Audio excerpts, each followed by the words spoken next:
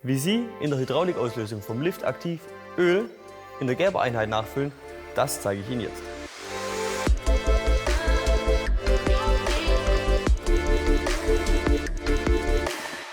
Herzlich willkommen in der Proaktiv Service Werkstatt. Mein Name ist Jendrik und für das heutige Video benötigen wir folgendes Werkzeug.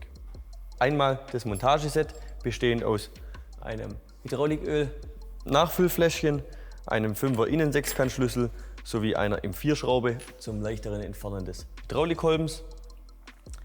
Zusätzlich benutze ich hier eine kleine Rätsche mit 5er Innensechskant-Einsatz und eine kleine Spritze zum Entfernen von überschüssigem Öl. Und für alles, was dann noch nicht entfernt wurde, haben wir ein fusselfreies Tuch, mit dem man das überschüssige Öl ebenfalls abtupfen kann und wieder reinigen. Wie das Ganze funktioniert, schauen wir uns jetzt im Detail an.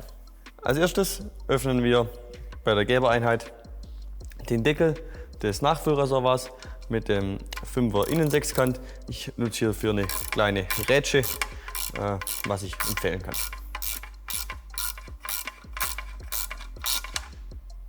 So, Achtung beim Entnehmen, hier ist eine Feder drunter, die den Deckel gleich nach oben drückt, die Sie nicht verlieren. Nun können wir mit der mitgelieferten Schraube den Nachfüllkolben entnehmen. Dazu die Schraube hier eindrehen und dann zusammen mit dem Kolben rausziehen.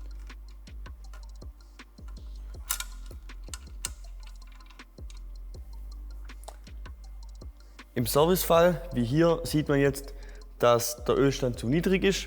Hier ist eine kleine eingefräste Nut auf der linken Seite und bis zum Ende dieser Kugelnut sollte der Ölstand auf jeden Fall sein. Jetzt beim Nachfüllen darf es auch mal ein bisschen Millimeter mehr sein zum Beispiel. Das können wir nachher über dem Kolben wieder absaugen. Ungefähr sind es dann so zwischen 2 bis 4 mm unterhalb vom Gewindeende, wo der Ölspiegel stehen soll. Mit dem mitgelieferten Fläschchen kann man jetzt das Öl ganz einfach einträufeln.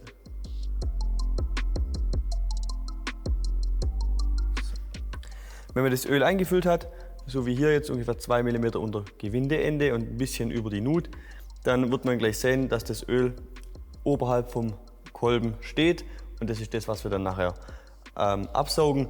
Wenn man es genau getroffen hat und da steht nichts drauf, ist das natürlich auch ideal.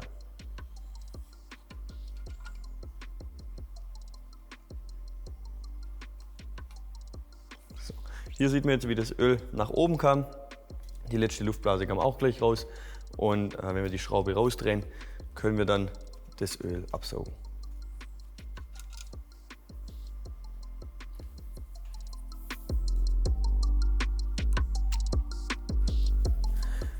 Das letzte Öl kann man dann auch mit einem möglichst fusselfreien Tuch abtupfen, damit hier einfach kein überschüssiges Öl mehr steht.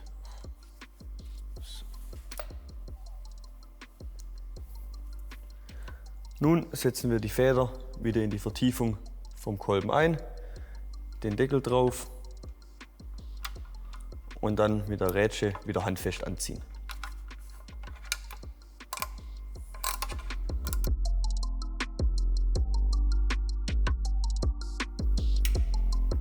Somit ist das Nachfüllen der Gerbereinheit abgeschlossen und unsere Auslösung sollte wieder volle Funktion haben. Falls Ihnen unsere Service-Tipps gefallen haben, gerne als Rückmeldung einen Daumen nach oben dalassen und um keine weiteren Service-Tipps zu verpassen, jetzt den Kanal abonnieren. Bis zum nächsten Mal in unserer Proaktiv Service Werkstatt.